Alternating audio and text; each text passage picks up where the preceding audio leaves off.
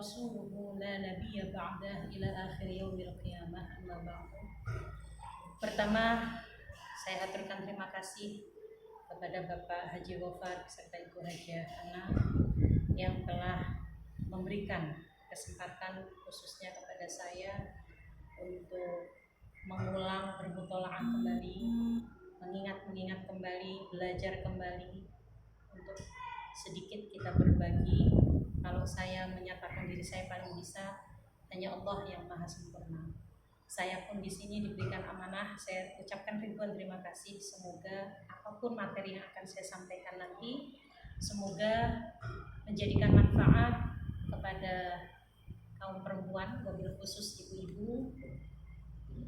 Dan insya Allah dengan bertambah fahamnya kita tentang haid, tentang pentingnya sholat ketika perempuan diberikan kodrat haid, ada beberapa hal yang tertinggal oleh kita sholat kita.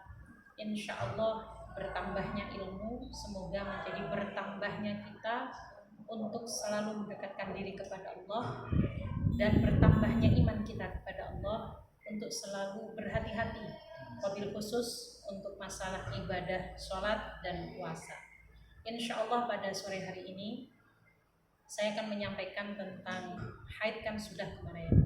Terus beberapa pentingnya ketika perempuan mendapati dirinya haid, ada hal yang mesti diperhatikan berkaitan dengan sholatnya. Karena haid di sini Allah memang memberikan rukhsah, memberikan keringanan, memberikan diskon, bahasa kita, memberikan diskon kepada kaum perempuan, pada perempuan untuk istirahat. Tetapi ada beberapa hal, walaupun Allah memberikan keringanan rukhsah tadi, namun tidak boleh kita juga mengabaikan seakan-akan keluarnya darah itu kita kesampingkan, berarti sholat tidak perlu kita lakukan. Tapi seandainya ada sholat yang tadi yang kemarin saya jelaskan, ada sholat seumpama waktunya sudah memanggil, oh ternyata sebenarnya saya punya kewajiban, tapi ternyata kewajiban belum saya laksanakan karena Allah sudah memanggil, tetapi ternyata panggilan itu belum saya tunaikan. Ternyata oleh Allah saya diberikan haid, maka yang begini-begini seperti ini Bu, ini tidak boleh kita anggap remeh, karena haid itu berkaitan dengan liburnya Allah memberikan kita untuk istirahat.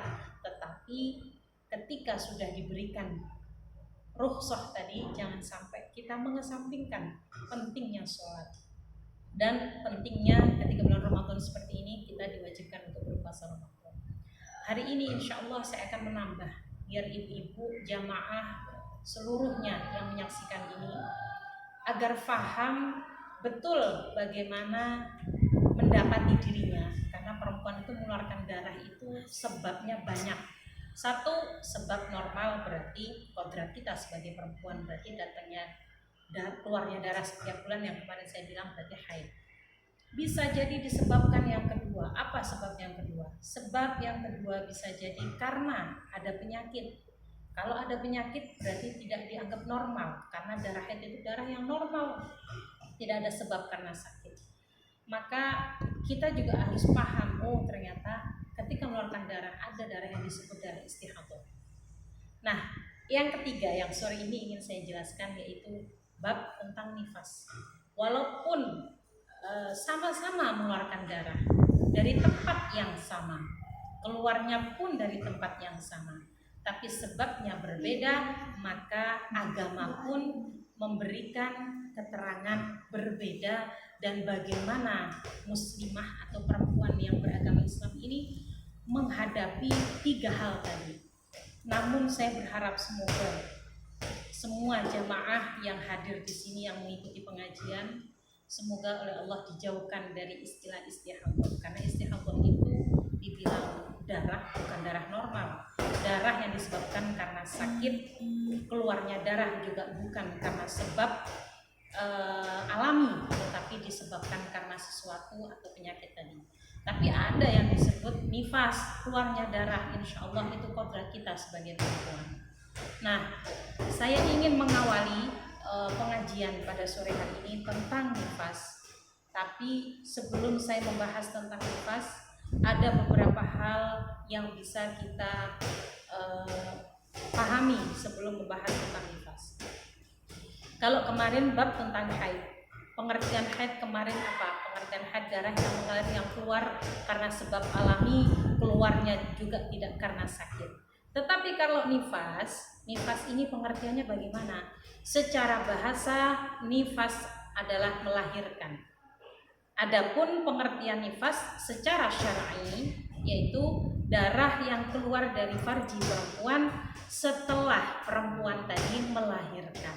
Artinya ibu-ibu di sini ada darah yang keluar itu karena disebabkan apa? Yang pertama tadi disebabkan alami, berarti seandainya ada dari seorang ibu nih hamil, sudah waktunya melahirkan, ternyata darah tadi keluarnya sebelum janin atau bayinya ini lahir, keluar darah yang seperti ini karena keluarnya memang di tempat yang sama, tetapi karena keluarnya sebelum ibu ini melahirkan, maka darah ini tidak disebut darah nifas, tetapi disebut darah haid. Itu pun nanti ada syaratnya haid yang kemarin saya bilang, darah yang keluar harus terus menerus, artinya dalam 1 kali 24 jam atau bahasa saya yang lebih gampang mudah dicerna, selama 5 kali waktu sholat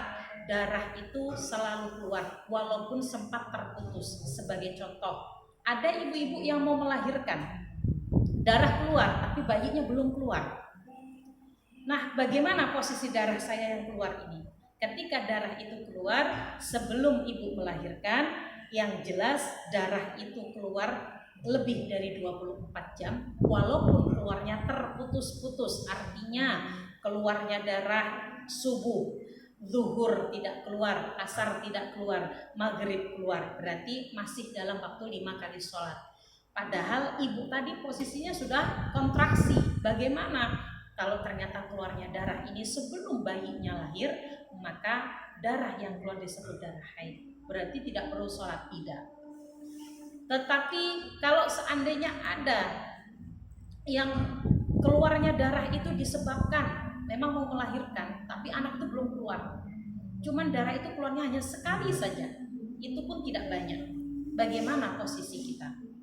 Maka posisi kita ketika darah tadi keluar sebelum janin tadi atau bayi tadi lahir, sedangkan darahnya keluarnya itu kurang dari 24 jam, berarti kurang dari 5 kali waktu sholat, maka tetap seorang ibu yang hamil besar tadi masih punya berkewajiban untuk sholat, gitu.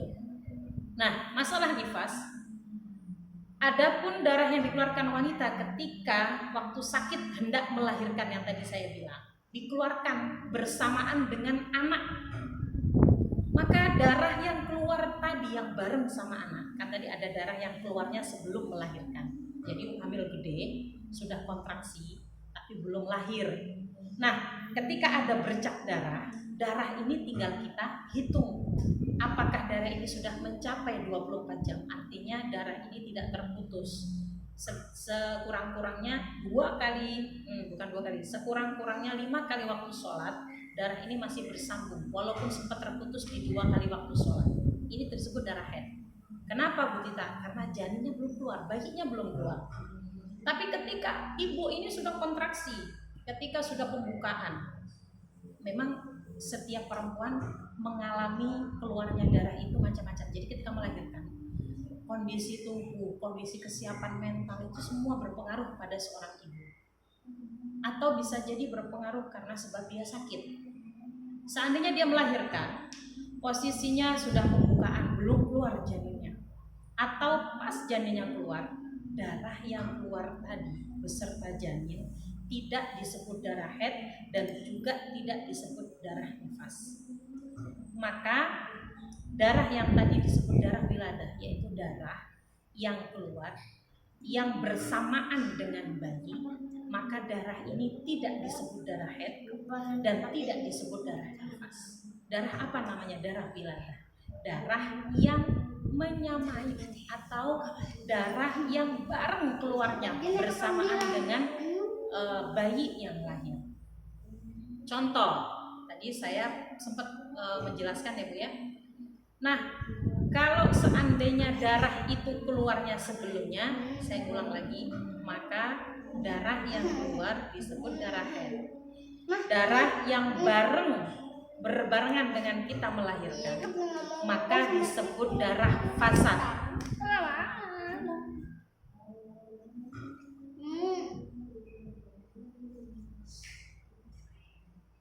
Dan darah yang keluar setelah anak itu lahir, maka disebut darah nifas. Nah, ibu-ibu, bapak-bapak, seluruh jamaah yang dimuliakan Allah, saya sedikit di sini ingin memberikan gambaran biar ibu-ibu semua, wabil khusus kaum bapak-bapak, tidak ragu dan tidak bingung. Sebenarnya saya ini ketika mendapati istrinya bapak-bapak nih melahirkan, bagaimana sih syariat Islam itu memberikan kelonggaran kita? Karena hakikatnya pernikahan itu ada yang disebut nafkah lahir, ada yang disebut nafkah batin. Ketika istri tadi melahirkan, seorang ibu yang melahirkan, lalu suaminya apakah harus nunggu sampai 40 hari? Nah, ini nanti saya jelasin biar kita tidak salah paham. Ada beberapa hal yang terkadang di masyarakat itu rancu. Ada kesalahan yang sudah turun-temurun. Saya pernah menyampaikan tentang nifas. Jadi di masyarakat itu lebih dikenal yang namanya orang melahirkan. Itu 40 hari itu nggak boleh campur suami istri. Padahal agama Islam, syariat Islam itu tidak memberikan tuntunan seperti itu. Ini baru penjelasannya lengkapnya begini. Bagi bapak-bapak, ini buat perhatian, penting juga. Dan bagi ibu-ibu, jangan takutnya berlebihan. Karena insya Allah Islam itu memberikan tuntunan, insya Allah tidak malah menjerumuskan kepada arah yang lebih jelek, tapi insya Allah membimbing kita agar kita bisa menjaga, melakukannya tidak menyalahi aturan, dan insya Allah sehat, tidak menimbulkan penyakit, insya Allah membawa maslahat. Lamanya nifas, kalau ada yang bertanya masalah lamanya nifas, waktunya nifas, bagaimana sih kalau kemarin masalah haid? Kalau haid lamanya itu 15 hari walaupun putus keluarnya. Tapi kalau nifas paling lama itu berapa? 60 hari. Berarti kurang lebih kalau kita pakai kalender hijriah, kemarin saya bilang ya, kalau ibu-ibu pakai kalender hijriah, insya Allah perhitungannya normal, bagus. Umpama di bulan Muharram tanggalnya ada 29 hari, di tanggal Safar, di bulan Safar tanggalnya penuh sampai 30 hari, maka 30 ditambah 29 berarti masih 59 hari. Maka di bulan selanjutnya, jadi di bulan ketiga, Muharram, Safar, Rabiul Awal, berarti di bulan Muharram tadi masih 29 hari, di bulan Safar 30 hari, masih 59 hari. Berarti jatuhnya 60 hari, berarti maksimalnya nifas itu jatuhnya di tanggal pertama di bulan Rabiul Awal. Jadi ibu, saya ingatkan kembali, mau itu haid, mau itu istihadah, mau itu nifas, tidak boleh kita menghitung pakai kalender Masehi yang kemarin saya contohkan dengan contoh ini. Jadi ibu-ibu pakai kalendernya yang angkanya yang kecil. Nah, ini angkanya yang kecil. Jadi jangan pakai angka yang gedenya. Bagusnya lagi sekarang ada kalender yang memang isi kalendernya itu kalender hijriah yang paling besar, baru kalender kecil. Nah, terus bagaimana Bu cara menghitungnya? Lamanya nifas itu 60 hari. Berarti 60 hari itu dihitungnya mulai kapan? Kalau tadi saya menjelaskan darah yang keluar yang berbarengan dengan keluarnya bayi itu disebut darah fasad atau darah wiladah karena berbarengan dengan anak yang lahir. Kalau bahasa orang-orang dulu mungkin ada yang disebut ari-ari.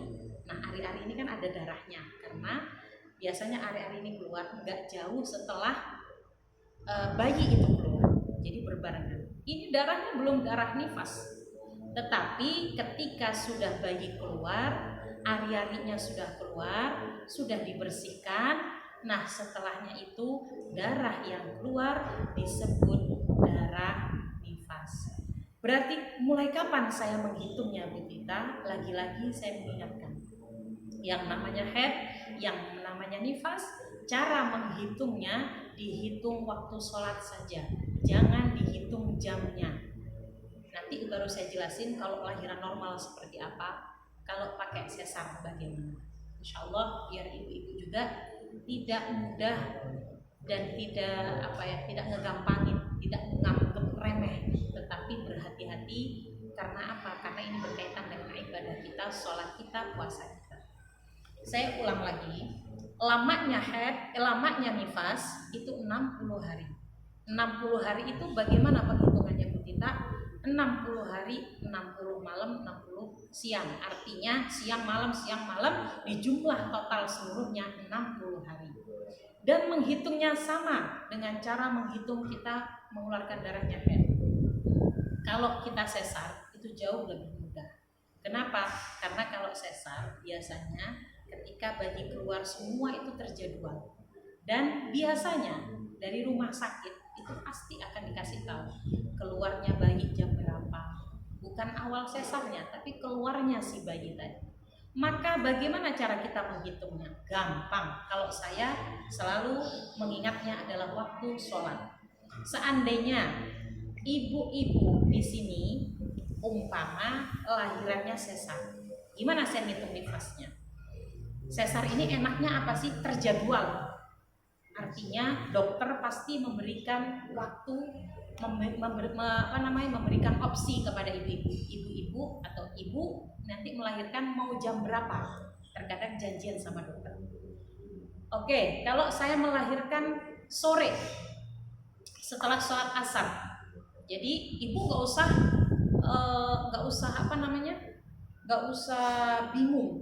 bingung apa? Nggak usah bingung. Aduh, jam berapa ya? Saya tadi mulai sesar, jam berapa ya bayi saya keluar? Jadi yang paling terpenting, saya sudah janjian dengan dokter, saya disesar di waktu asar. Berarti ibu nanti sampai kapan selesainya sesar? Seandainya waktu sesarnya waktu sholat asar sampai sebelum maghrib, ibu sudah ada di ruang pemulihan. Biasanya kan habis disesar ada yang disebut ruang pemulihan untuk memulihkan ibu, karena memang bekasnya sesar apa segala macam itu di situ masih berasa sekali. Tapi insya Allah di ruang pemulihan itu dan di situ kita tinggal mengingat, oh ini sudah masuk waktu maghrib. Umpama sesarnya tadi waktu asar, lalu selesainya sesar di waktu maghrib, maka keluar darah nifasnya, ibu tinggal mengingat, oh berarti saya mulai keluar darah nifas adalah di waktu maghrib. Berarti sempurnanya 1 hari nifas saya besok, bukan hari ini, besok di waktu sholat asar, gitu ya. Jadi bapak-bapak pun saya anjurkan untuk juga bisa memahami ini. Jadi bukannya ini mah perempuan, bukan laki-laki, ini mah urusan perempuan. Tidak. Kalau seandainya seorang istri yang lemah, yang mungkin gampang lupa, ya bagus, memang suaminya juga saling mengingatkan. Terlebih lagi memang laki-laki kan menjadi imam. Paling tidak laki-laki juga tidak boleh mengabaikan, tapi justru memahami walaupun tidak semuanya. Setidaknya saling mengingatkan untuk membimbing anak dan istrinya. Nah, saya ulang lagi. Kalau tadi sesarnya janjian sama dokter asar, waktunya setelah sholat asar. Dan bagaimana hukumnya, Bu Tita? Nah, seandainya nih, saya pernah, karena anak saya dua-duanya sesar. Sebagai peringatan untuk ibu-ibu seluruhnya, seandainya ibu-ibu janji sama dokter, sesarnya kapan? Sesarnya di waktu asar. Berarti ibu-ibu masih punya kewajiban sholat asar sebelum disesar. Terus bagaimana seandainya sesarnya itu mepet waktunya? Ternyata janjiannya 3:30 masuk ruang operasi. Berarti kita kan sudah disuruh persiapan itu dari sebelum asar. Sedangkan waktu asar sudah azan, kita belum disesar dan belum keluar darah. Berarti punya kewajiban sholat. Ini yang mohon maaf, saya ngomong apa adanya, terserah ibu-ibu mau kesinggung, mau saya dianggap sok pintar, terserah, karena saya hanya mengingatkan saja. Terkadang ibu-ibu yang udah hamil gede, yang dia pikirin apa? Saya pengen persalinannya normal, lancar, atau pokoknya persalinan saya normal, lancar, tidak ada hambatan, hanya pikirannya itu saja. Tapi ada hal yang mesti harus tetap kita ingat, bahwa kita masih punya kewajiban sholat. Ternyata tadi pas hamil gede sudah dijadwalkan jadwal sesarnya setelah sholat asar, sedangkan kita harus bersiap ruang operasinya sebelum asar, mepet banget. Bahkan masuk ruang operasinya pun pas barengan adzan asar. Bagaimana Bu Tita? Sedangkan saya belum disesar, berarti darah nifas saya belum keluar. Sedangkan posisi saya lagi harus siap-siap mau ke ruang operasi. Kalau saya mengundurkan waktunya nggak mungkin, karena sudah dijanjikan oleh dokter. Karena biasanya kalau sesar itu pasti janjian sama dokter. Dokternya bisanya hari apa, jam berapa. Kitanya juga siapnya di hari apa. Biasanya begitu. Nah, untuk ibu-ibu yang memang sesar kan sudah ketahuan lahirnya, sudah terjadwal operasinya, maka yang perlu diperhatikan, jangan sampai ketika kita melahirkan dengan cara sesar tadi, kita ini mengabaikan sholat. Seandainya menemukan kondisi kita tadi sesar di waktu yang sangat mepet, jadi masuk ruang operasi sudah akhir zuhur, ketika belum dioperasi berarti kita belum mengeluarkan darah nifas, ternyata sudah adzan asar dan tidak mungkin kita melakukan sholat asar, sedangkan waktunya sudah memanggil. Bagaimana Bu Tita?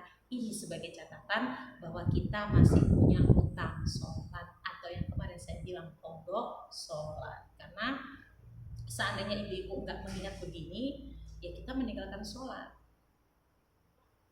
Nah, seandainya ada pertanyaan juga, ini sering ada pertanyaan juga, mohon maaf, seandainya ada ibu-ibu yang mendengarkan ini, atau nanti anak kita atau siapa, mungkin curhat, Mah, setelah saya tahu ternyata ketika melahirkan dengan cara yang tadi itu, saya meninggalin sholat nih, saya pernah melahirkan dengan sesar, tiga-tiganya anak saya sesar, umpama.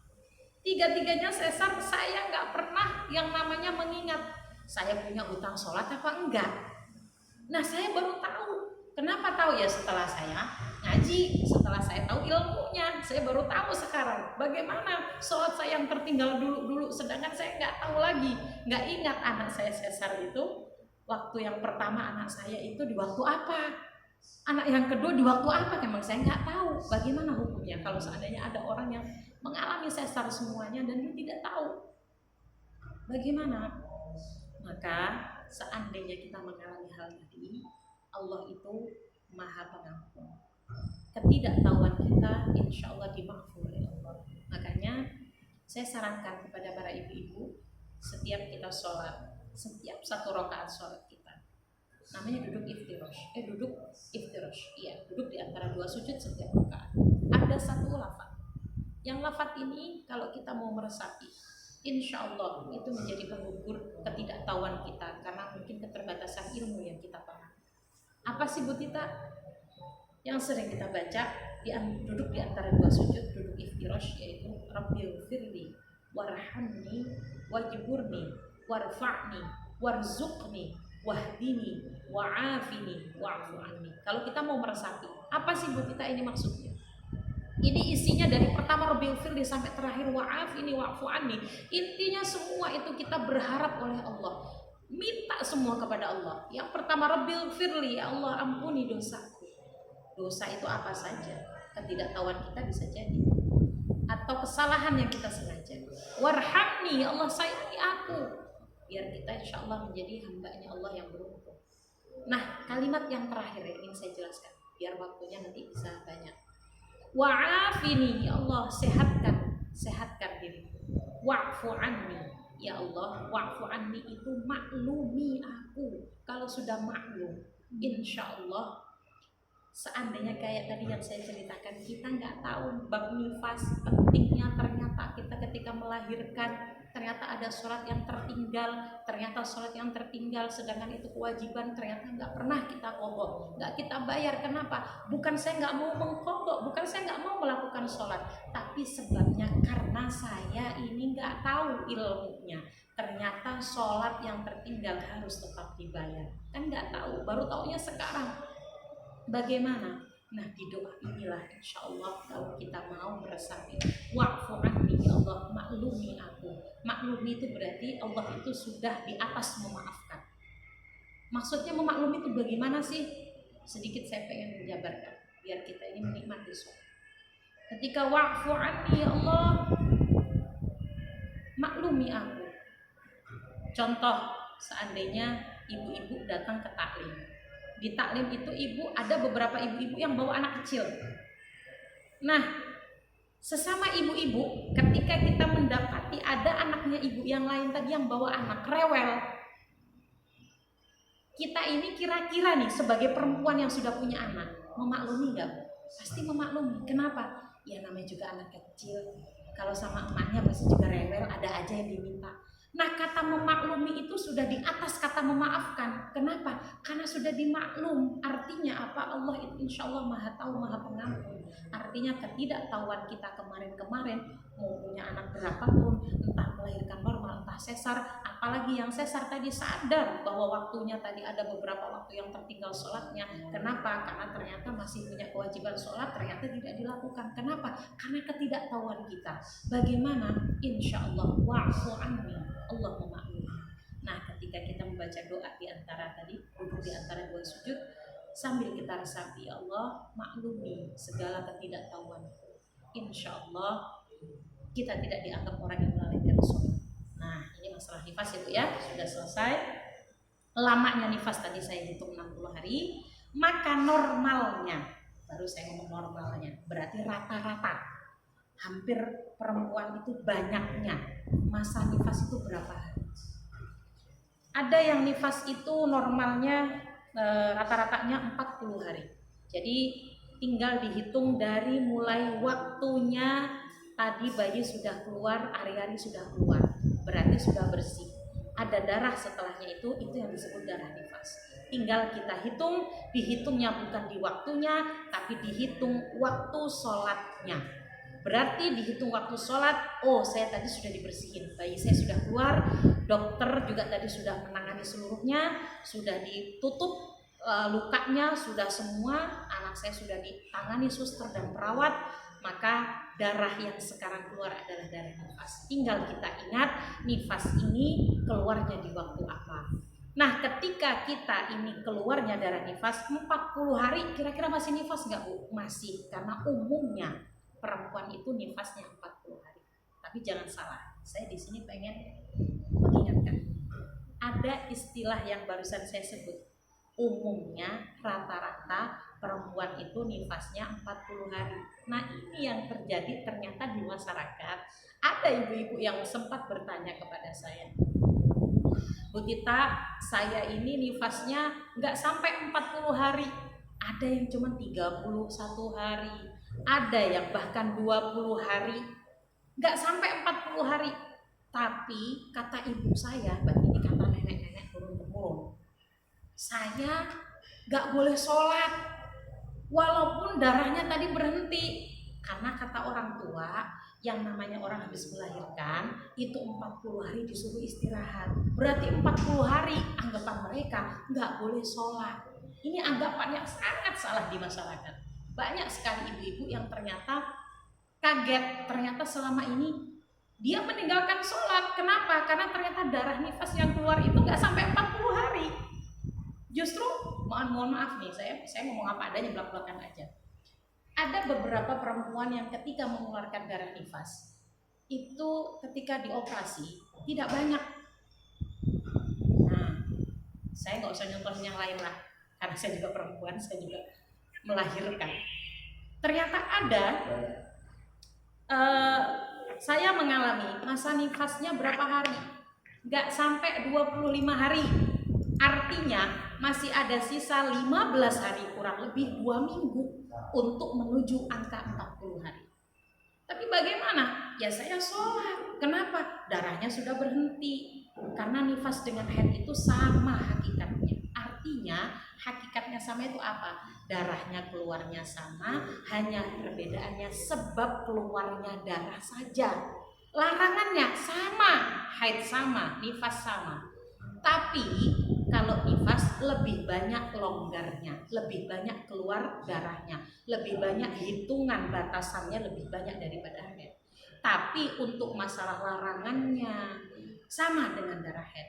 Bagaimana kalau seandainya nifas saya tadi, kan tadi katanya rata-rata 40 hari. Ternyata orang tua kita ini, ada ibu-ibu yang ngomong, saya itu anak saya empat-empatnya.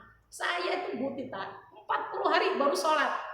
Dan 40 hari itu pula saya baru mengizinkan suami saya untuk mencampuri saya. Artinya berhubungan suami istri itu rata-rata orang itu yang dikasih tahu itu pokoknya nunggu 40 hari, padahal itu salah.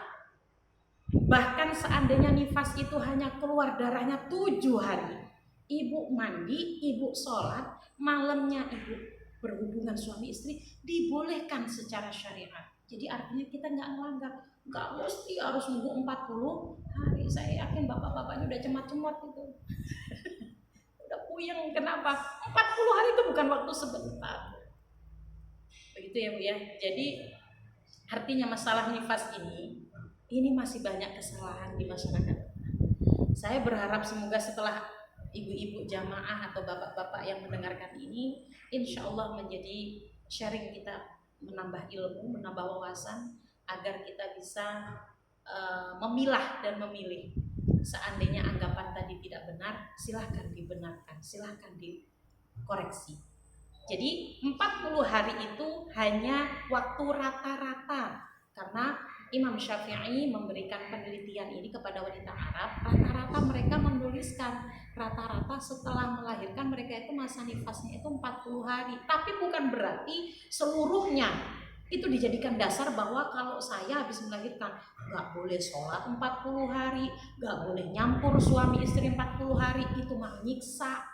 Nyiksa siapa? Ya bapak-bapak lah, kalau ibu-ibu mah santai-santai aja. Nah, bagaimana kalau ternyata nifasnya itu ternyata tadi sucinya 15 hari? Ya maka ibu-ibu harus mandi. Setelah mandi wajib nggak sih sholat? Sholatnya wajib, karena darah sudah berhenti. Nah, baru saya akan menjelaskan nifas dan haid. Kalau kemarin haid itu syaratnya darah harus keluar 24 jam, artinya 5 kali waktu sholat, walaupun darahnya terputus. Subuh keluar, zuhur enggak, maghrib enggak, asar enggak, maghrib keluar, isya keluar, berarti masih dalam lingkaran 5 kali waktu sholat tadi. Walaupun zuhur sama asar sempat enggak keluar, tapi kan 3 waktu tetap keluar tadi.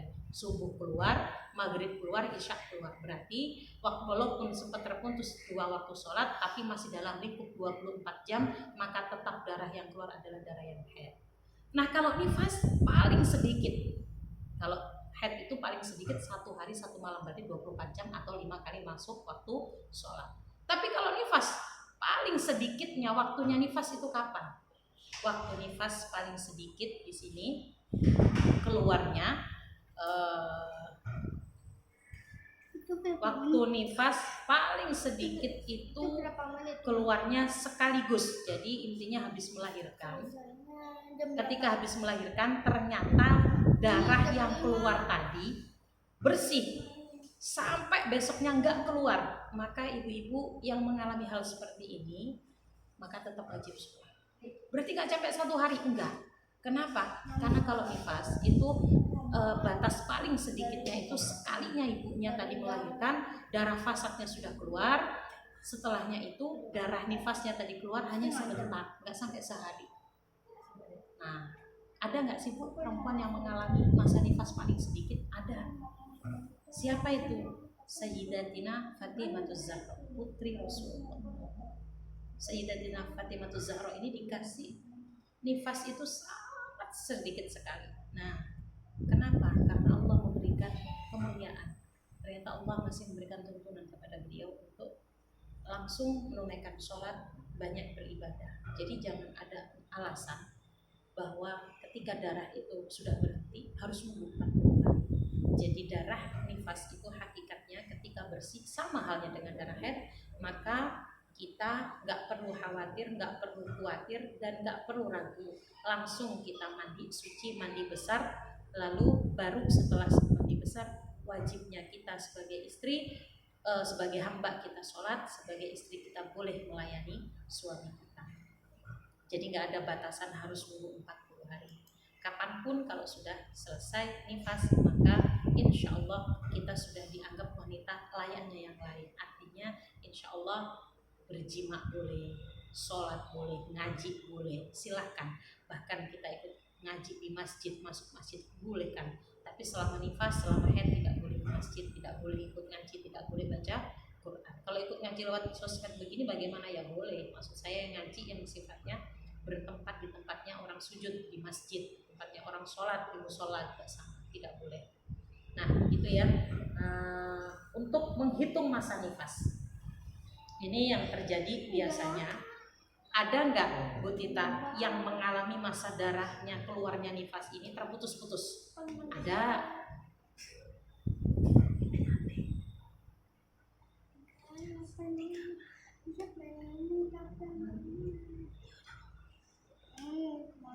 Saya lanjutkan cara menghitung masa nifas biar ibu-ibunya nggak bingung.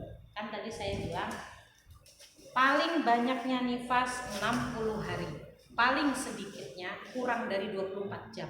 Berarti barengin bayi keluar, nggak lama setelah itu darahnya sudah keluar, maka sudah wajib tidak sholat. Nah tapi di sini saya ingin menghitung kalau seandainya darah yang keluar ternyata darahnya ini terputus-putus, artinya setelah melahirkan ibu-ibu darahnya keluar, tapi setelah keluar ternyata nggak keluar. Setelah nggak keluar, jarak berapa hari keluar lagi. Saya hitung di sini. Cara menghitung masa nifas bagaimana? Yang tadi saya bilang hitungan yang menjadi patokan adalah waktu sholat. Waktu sholat itu dianggapnya kapan? Ketika bayi sudah keluar, Aryani sudah keluar, sudah bersih semua, berarti darahnya setelah Aryani tadi keluar, itu disebut darah nifas. Nah tinggal kita ingat nifasnya keluarnya darah itu setelahnya itu di waktu sholat apa. Seumpama ada ibu-ibu di sini lahir dan di waktu subuh lahir nih. Di waktu subuh anaknya sudah lahir. Nah, waktu subuh ini ibu-ibu tadi sempat ada yang belum sholat. Kenapa? Karena masa keluarnya kontraksi itu sebelum subuh kan pasti berwaktu-waktu tuh. Subuh keluar, maka nifasnya tadi di waktu subuh. Maka keesokan harinya di tanggal 2 di waktu sholat isya berarti nifasnya terhitung 1 hari. 1, 2, 3, 4, 5 hari darah itu keluar. Darah nifas nih, bukan haid. Lalu di tanggal 8 enggak keluar. Nah, 8, 9, 10, 11, 12, 13, 14 sampai 10 hari. Umpama kalau sampai 10 hari sampai tanggal 18 atau masuknya 19 di waktu isya. Sudah sempurna ya 18 hari iya. 10 hari iya.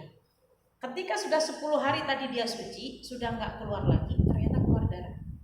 Nah, darah yang terjeda tadi dari berapa hari ini tadi ke tanggal 19 ini termasuk masih darah nifas apa tidak? Gitu ya. Jadi kalau seandainya ada ibu-ibu yang mengalami masa nifasnya itu keluarnya itu tidak tidak langsungan, tapi terputus. Maka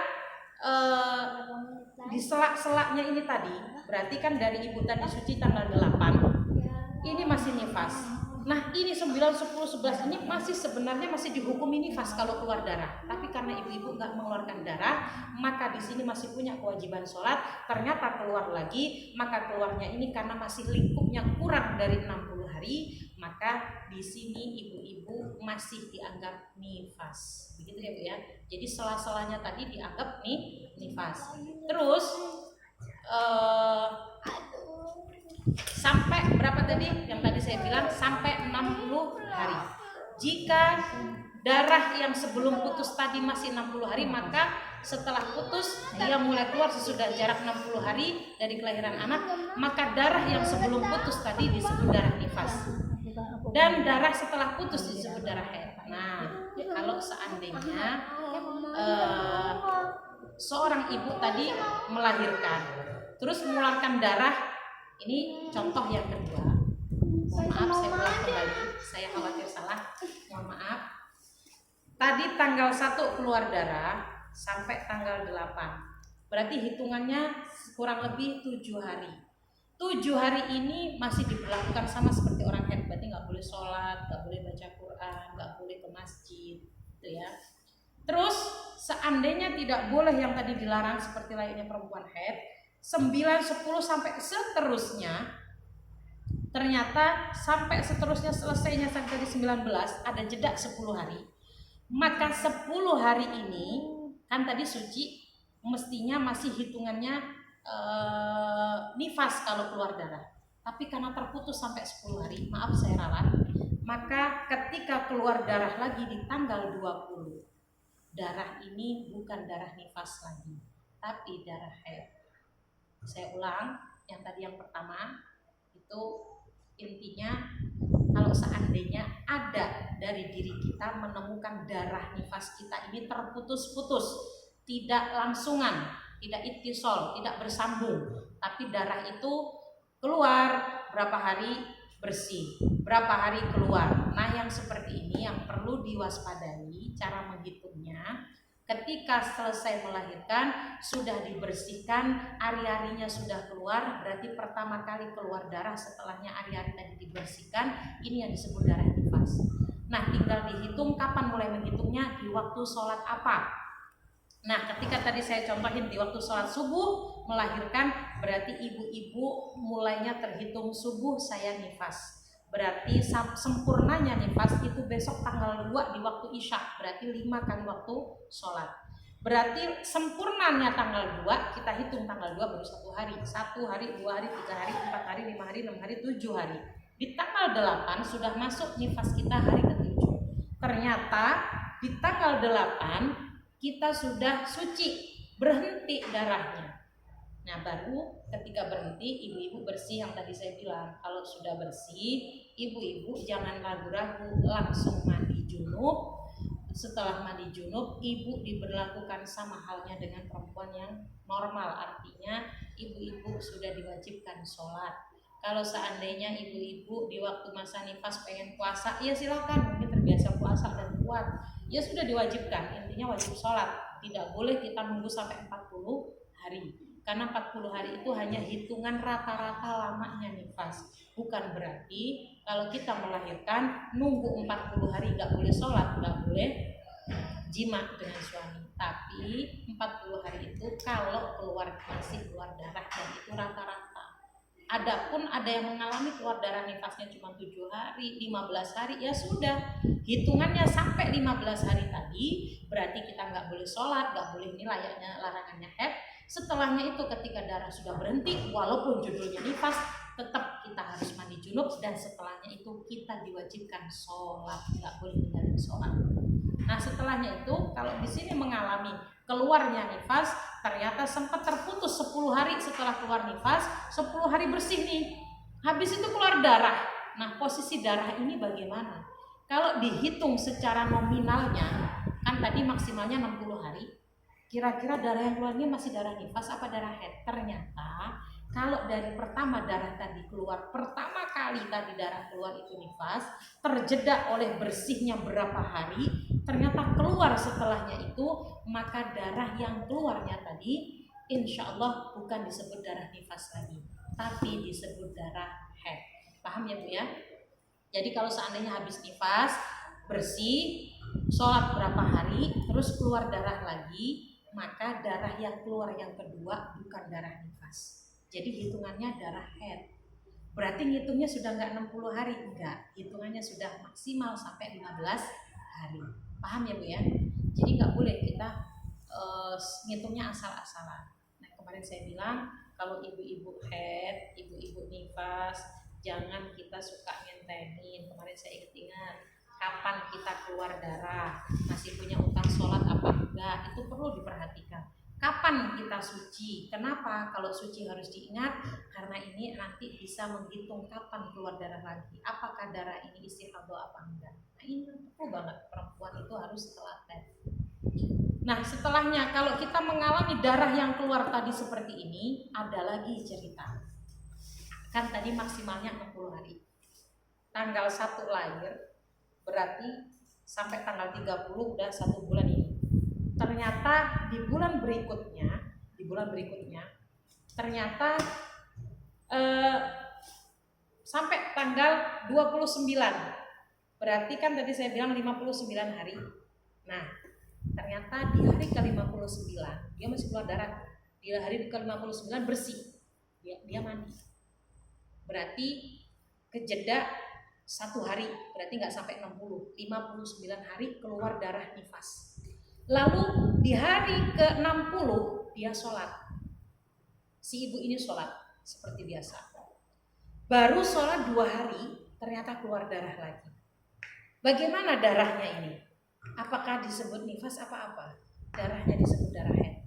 Jadi kalau ada yang menemukan dirinya atau bapak-bapak nih menemukan istrinya, para ibu-ibu ini ternyata keluar darahnya, nifasnya itu panjang sampai 59 hari atau bahkan sampai 60 hari. Di hari ke-60 suci, bersih, baru kejeda 1 hari atau 1 hari belum full.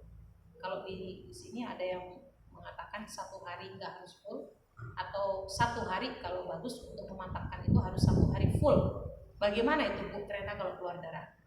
Maka darah yang keluar setelahnya suci kejeda 1 hari tadi, darah selanjutnya disebut darah haid. Jadi jangan khawatir, tapi hitungannya sudah beda lagi, nggak boleh 60, tapi 15 hari. Tuh. Karena ini waktunya sudah jam 5, memang tadi membukanya memang agak telat, tapi di sini saya pengen menjelaskan masalah haid. Kemarin ada pesanan pertanyaan, jadi ada yang bertanya, ada ibu-ibu yang darah haidnya itu keluarnya keputus-putus. Habis keluar pertama itu nggak banyak, bersih, lalu keluar yang kedua kok banyak banget. Nah, ada yang bingung bagaimana ini? Darah saya kan tadi udah kejeda suci, udah kejeda saya tadi mandi, saya udah sholat, ternyata keluar lagi. Saya bagaimana ini darahnya? Justru darah yang kedua lebih banyak lagi. Bagaimana? Ternyata saya di sini menggambarkan ya Bu ya. Tanggal 1 keluar darah. Yang kemarin saya bilang. Keluar darahnya di waktu apa? Di waktu gampangnya zuhur. Berarti tanggal 2 di waktu subuh 1 hari. 1, 2, 3, 4, 5, 6, 7. Di hari ke-7 bersih. Bersihnya darah, ibu-ibu mandi terakhirnya waktu sholatnya kapan? Untuk mengetahui jumlah sucinya berapa hari. Tanggal 8 saya bersih, darah saya sudah berhenti di waktu sholat asar. Berarti ibu-ibu haidnya sudah 7 hari masuk ke 8 walaupun belum sempurna. Di tanggal 8 sampai tanggal 11, 4 hari Bu, ibu suci, 3 hari, ibu suci nih tadi, udah sholat, udah sempat puasa. Padahal tadi sebelumnya keluar darah 7 hari. Terus kejeda 4 hari ibu bersih. Lalu keluar darah lagi di tanggal 11. Bagaimana ini Bu Tita? Di tanggal 11 saya ini apakah saya masih haid apa enggak? Sekarang kita hitung. Tadi kan keluar darahnya zuhur, berarti tanggal 2 di waktu subuh 1 hari. 1, 2, 3, 4, 5, 6, 7, 8, 9, 10. Berarti di tanggal 11 di waktu asar ini ibu sudah dapat 10 hari haid. Berarti kalau di tanggal 11 ibu keluar darah, maka darah yang keluar di tanggal 11 ini masih darah haid. Gitu ya. Kenapa? Karena walaupun darahnya tadi terputus sempat suci berapa hari, tapi karena darahnya keluar lagi, selama keluar darah yang kedua tadi kurang dari 15 hari, maka disebut darah haid. Jadi bukan istihadah. Lalu batasannya tadi kalau tanggal 11 tadi keluar darah, ini kan masuk 10 hari, iya. Terus sampai kapan? Sampai 15 hari. Keluar darahnya tadi di waktu asar, berarti besok waktu zuhur, ini 1 hari. Berarti sudah masuk di hari ke-11, 11, 12, 13, 14, 15. 15-nya waktunya pas sempurnanya kapan? Tadi kan keluar darahnya asar, berarti zuhur. Di tanggal 16 di waktu zuhur sempurnanya haid kita 15 hari.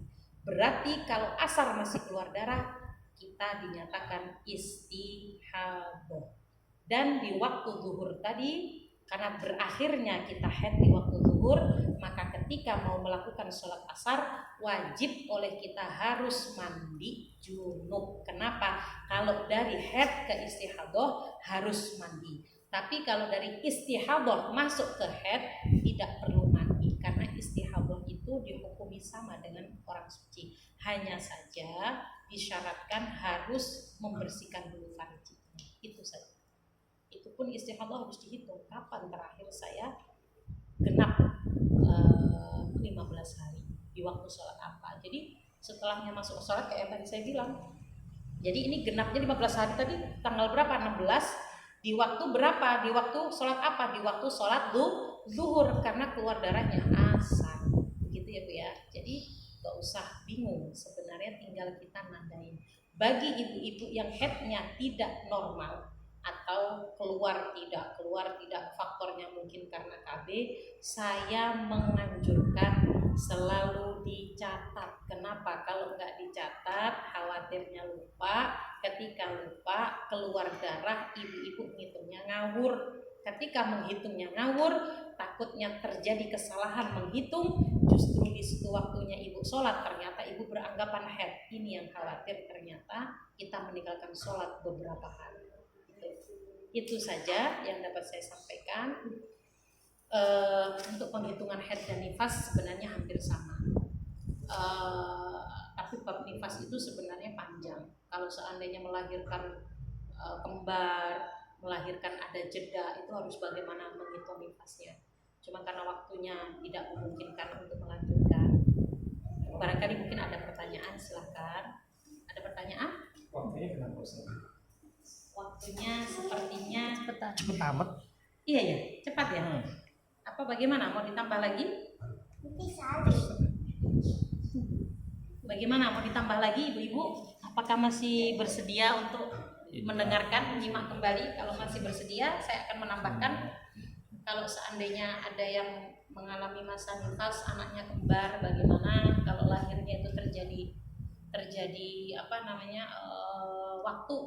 waktunya, umpamanya lahirannya anaknya kembar, ternyata dari anak yang pertama keluar ke anak yang kedua ada jeda waktu, sampai ada waktu sholat yang tertinggal, bagaimana darahnya, bagaimana saya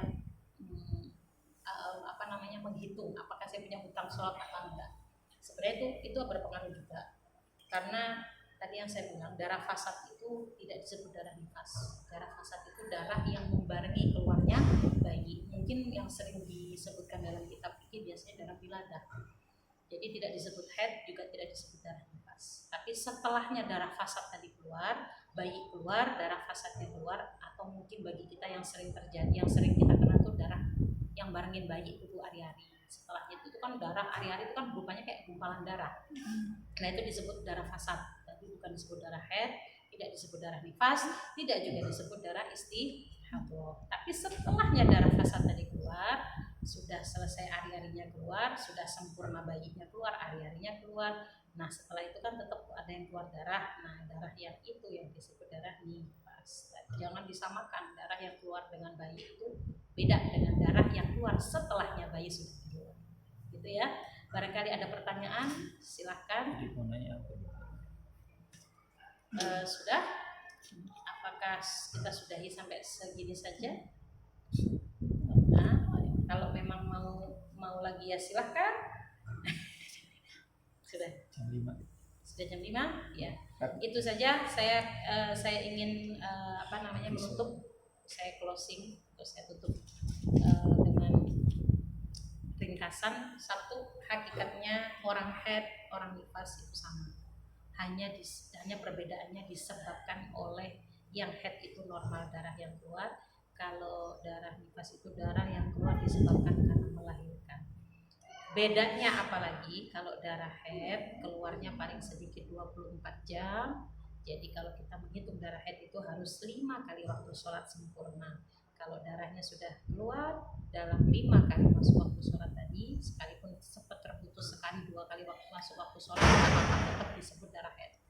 Nah, tapi kalau darah nifas paling sedikitnya, kalau darah haid tadi 1 hari atau 5 kali waktu sholat, kalau darah nifas paling sedikitnya keluar itu seketika setelah melahirkan anak, nggak lama darah itu keluar dan langsung berhenti, itu paling sedikitnya masa nifas.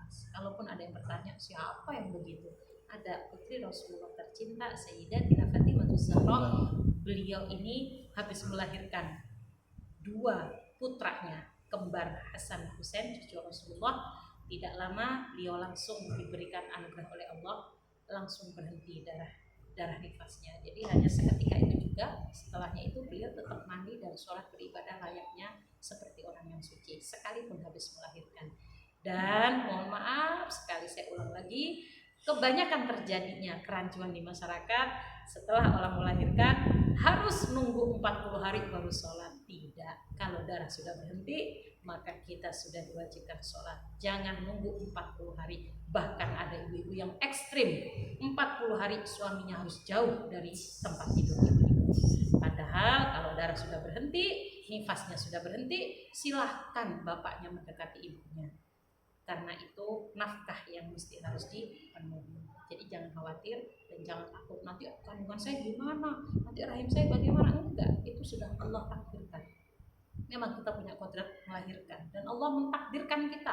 Ada yang nifasnya lama, ada yang nifasnya sebentar. Artinya tinggal kita ini memperhatikan itu ya. Dan terakhir tolong catat sekali, barangkali di sini banyak ibu-ibu yang bermasalah masalah headnya, keluarnya nggak teratur, darah yang keluar sering terjeda dengan bersih lalu keluar lagi berapa hari, maka saya sarankan harus selalu dicatat. Mohon maaf saya tadi lupa, saya sebenarnya punya contohnya. Jadi di Pondok Lirboyo, di pesantren Lirboyo itu ada buku khusus untuk mencatat kalau kita keluar darah dan kapan bersihnya darah. Sebenarnya itu bisa dipakai format untuk ini, tapi nggak apa-apa. Nanti insya Allah saya kasih kepada Ibu Ana agar Ibu Ana nanti bisa men-share di foto. Barangkali ada beberapa dari ibu-ibu yang pengen mencatat dengan cara seperti itu. Itu lebih rapi dan insya Allah kehati-hatian kita untuk selalu menjaga sholat. Jangan sampai kita ini nggak tahu ilmunya, ngentengin ilmunya, padahal justru disitulah Allah itu melihat kita sebagai hambanya benar-benar nggak melakukan segala perintah Allah, wabil khusus sholat. Itu ya, itu saja dari awal hingga akhir. Saya berharap ibu-ibu seluruh jamaah Ghifari yang melihat juga ini, siapapun, saya berharap untuk tidak bosan karena saya sudah ngisi sering sekali. Mungkin dari beberapa apa yang saya sampaikan dari awal sampai hari ini ada beberapa kekurangan, mohon dimaklumi karena saya manusia biasa. Saya yakin pasti banyak kekurangannya karena saya juga masih belajar, tapi kesempurnaan insya Allah Allah maha sempurna. Kalau memang ada kesalahan dari cara saya menyampaikan, sikap saya yang kurang sopan, mohon dibukakan pintu maaf seluas-luasnya. Semoga silaturahmi kita, walaupun belum di antara jamaah yang hadir di sini ada yang belum pernah bertatap muka dengan saya, semoga lewat silaturahmi seperti ini, insya Allah nantinya kapan hari kalau Allah mengizinkan kita ketemu, semoga insya Allah membawa pertemuan kita manfaat, barokah, dan berterima kasih sekali. Saya berterima kasih sekali kepada Pak Haji Wafar beserta Ibu Haji Ana yang insya Allah tidak pernah surut untuk mengajak seluruh jamaah yang sudah tergabung di Anugerah Ghifari untuk bertolabul ilmi, untuk bersilaturahmi, walaupun tidak harus bertatap tidak langsung kontak fisik langsung, tapi insya Allah pertemuan kita dengan adanya seperti ini membawa manfaat fid dini wa dunya wal akhirah. Akhirul kalam, wallahu a'lam bishawab, wallahul muwaffiq ila aqwamit thoriq. Wassalamu alaikum warahmatullahi wabarakatuh.